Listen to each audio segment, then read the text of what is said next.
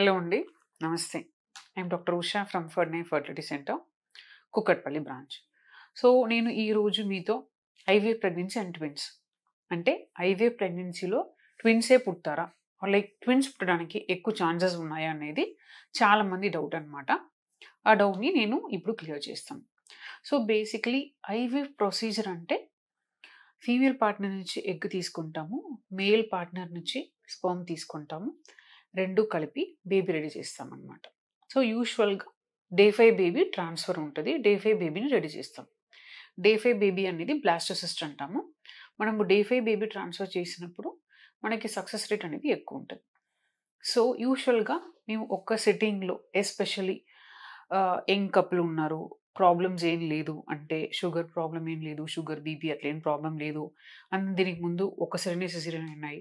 గర్భసంచి బానే ఉంది అన్నప్పుడు యూజువల్‌గా మేము 2 ఎంబ్రియో ట్రాన్స్‌ఫర్ చేస్తామనమాట.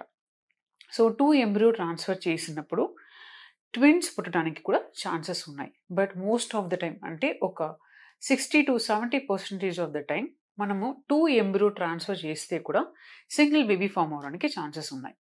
So, 30-40% of the time twins baby form అవ్వడానికి ఛాన్సెస్ ఉన్నాయి. సో, నార్మల్‌గా కన్సీవ్ అయిన వాళ్ళని కంపేర్ చేసుకుంటే ఐవీఎఫ్‌లో కంపారిటివ్‌లీ కొంచెం ఛాన్సెస్ ఎక్కువనే.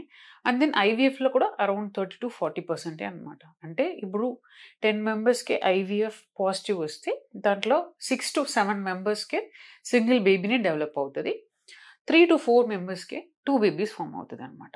సో, వన్స్ 2 బేబీ ఫార్మ్ అయిపోయిన తర్వాత యూజువల్‌గా ట్విన్ బేబీస్ ఉంటే ఇప్పుడు కొన్ని ప్రాబ్లమ్స్ ఉంటాయి. అంటే ఒక్క బేబీకే తొందరగా హార్ట్ బీట్ ఆగిపోవడం. Or like maybe first month లేకపోతే సెకండ్ మంత్‌లో కూడా కొంచెం హార్ట్ బీట్ ఆగిపోవడం. అట్లా కొన్ని ప్రాబ్లమ్స్ వస్తాయి. సో, ఫస్ట్ స్కాన్‌లో మనకు 2 బేబీస్ కనిపించాయనుకోండి, అది మనం ఫాలోఅప్ చేసుకోవాలి.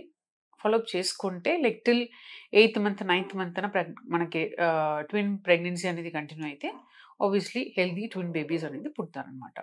సో, ఇదే నేను మీతో డిస్కస్ చేయాలని అనుకున్నాను. ఐ హావ్ టోల్డ్ అబౌట్ కొన్ని డౌట్స్‌ని కూడా క్లియర్ చేశాను అనుకుంటున్నాను. ఇంకా మీకేదైనా డౌట్ ఉంటే మీ కామెంట్ బాక్స్‌లో మీ క్వెషన్ అడగండి. Will try to answer to your question to your questions. Thank you.